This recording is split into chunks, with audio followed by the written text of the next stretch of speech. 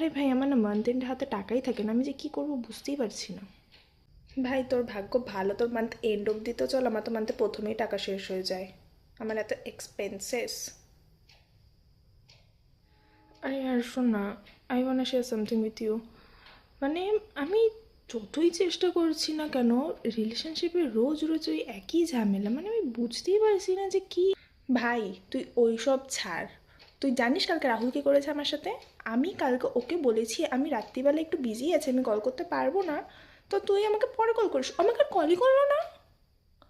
তুই can you believe that? আমি যে কিভাবে বেঁচে আছি ভাই, আই ওয়ান্ট ডাই ইয়ার।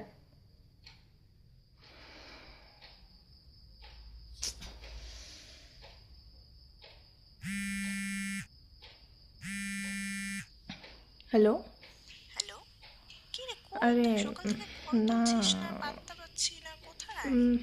আরে কি কিছু দাদুর বলছিস না না? থার্ড স্টেজ ক্যান্সার ধরা পড়েছে, আর বাড়ির এনভায়রনমেন্ট এতটা ডাল হয়ে আছে, বিশেষ করে তো মা এত কান্নাকাটি।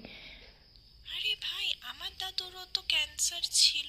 তোর দাদুরও ক্যান্সার ধরা পড়েছে? ভাই না না, তোর দাদু 10 বছর আগে মারা গেছে, শোন তো না। আবার স্ট্রোকে। না মানে আমি বলতে চাচ্ছিলাম কি। ভাই